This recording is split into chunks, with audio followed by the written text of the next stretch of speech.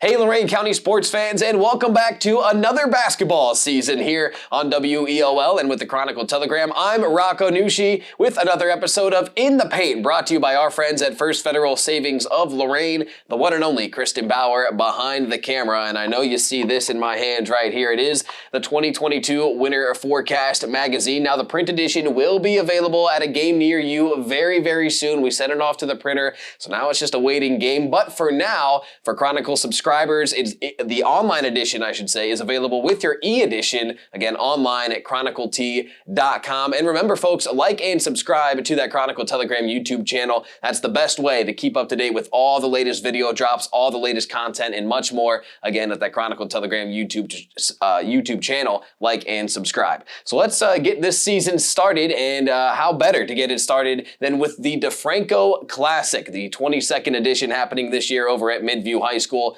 to honor the legacy of Bob and Troy DeFranco. And what a way to open up the season, truly, as we had 5 great games, all on WEOL. Our coverage brought to you this year by our friends at Nick Abraham, Elyria Ford. But again, 5 great games heard on WEOL. A shout out to the North Ridgeville boys, the Amherst boys, the Sandusky boys, and then the Midview girls and boys, all picking up huge wins. Elyria, man, tell you what, they gave Sandusky a run for their money. They end up falling 79-76, but they overcome a 47-33 halftime deficit. They had the game tied up at 68 at one point, just couldn't quite get it done. But it's a good start to the season for Elyria. Their senior guard, Ryan Walsh, if you haven't heard about him yet, well, I don't know how that's possible, but you'll certainly hear about him very, very soon if you haven't, because he is a heck of a talent. 32 points in the loss for the senior. And how about sophomore Jaden Crutcher? He could be a nice little Robin to Walsh's Batman this season, I think. He had 26 points in that game, 5 of 6 on 3-point shooting. So despite the loss, it's a good start to the season, I think, for the Elyria Pioneers. How about the Midview girls taking on the Elyria Catholic girls? This was a matchup that I had circled, looking at Mary Mang, a Bowling Green commit for Midview, going up against Carter McRae, a Northern Kentucky commit for Elyria Catholic. How would those two square off? Well, it was fun, but it was all Lady Middies. They cruised 57-37, the final score there at Mary Mang, 24 points and 24 rebounds. An absolute beast on the court in their opening win over Elyria Catholic. Well, actually, it was their second win of the season as they started the campaign with a win over defending Division I state champion Reynoldsburg. So this Midview team could be very, very dangerous. Of course, you got the DeFranco sisters right behind Mary Mang as well, helping out in the scoring department. They could do a lot defensively as well. So that's a scary Lady Middies team, I think, for sure. And then the North Ridgeville boys. Boy, and Ben Chase's second season at the helm. He's got 3 really good players that can do a lot of damage for him this season. Jake Boynar, he had 27 points in North Ridgeville's win over Firelands. Griffin Toure poured in 24, and then Colin Jones had 12. And all 3 of these guys, they're long, they're athletic, they can score, they can defend, they can do a little bit of everything on both sides of the ball. And when you have 3 guys that can really contribute like that, that can make you tough to beat on any given night. And that's the kind of depth that you need in the SWC to compete near the top of the conference, which, as we know, is a huge goal for Coach Ben Chase this season. So that could be a very, very dangerous North Ridgeville team. And looking at Firelands, their first-year head coach, Colin Myers, a long way to go, I think, for them. They really struggled with ball security. North Ridgeville's defense,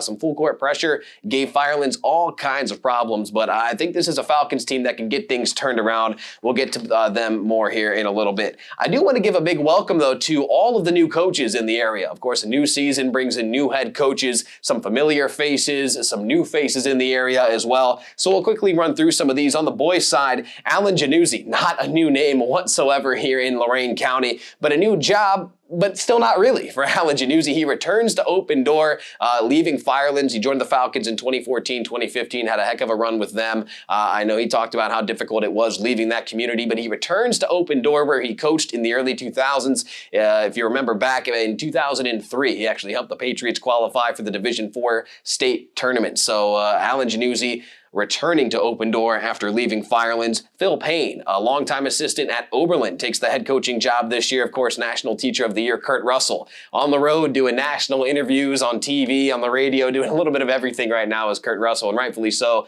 So assistant Phil Payne kind of takes the top job over there at Oberlin this season. Jeff Huber is the new boys head coach over at Elyria Catholic. He comes over from the Westlake basketball programs.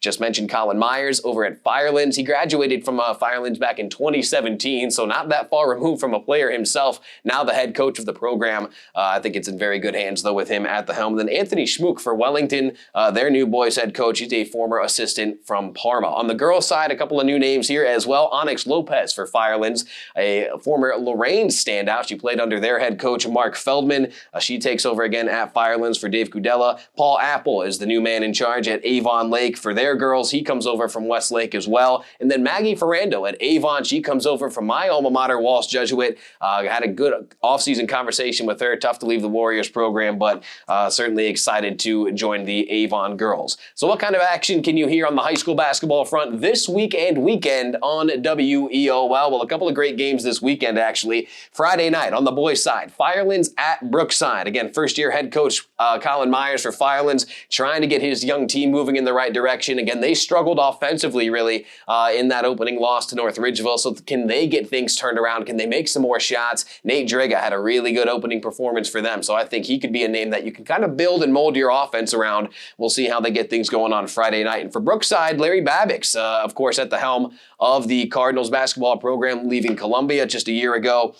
They've got some really good guard play this year, and Shalom Simpson and Avery Young. So this is a Brookside team that I think took a lot of strides in the right direction last year, trying to take another step forward this season. We'll see if they can get things started Friday night. Again, playing host to Firelands. You can hear that one on WEOL. I'll actually have the call for that one. And on Saturday, on the girls' side, more Falcons basketball. The Lady Falcons this time, though, as they play host to Clearview. Man, the Lady Clippers, a tough loss for them the other night, falling by 2 points to Lutheran West. A last-second foul call did them in, so tough break there for them. You know they're hungry to get back out on the court and try to get a win. We'll see if they can do so against Firelands this Saturday. So again, Firelands at Brookside boys, a Friday night on WEOL, and then a Saturday matinee as Clearview visits Firelands again on the girls' side. So that'll do it for this week's episode of In the Paint, brought to you again by our friends at First Federal Savings of Lorain. We are super excited to get another basketball season started here in Lorain County. Should be a fun season ahead. So again, for Kristen Bauer, I'm Rocco Nucci saying thank you for watching In the Paint, brought to you by First Federal Savings of Lorain. We'll see you next week.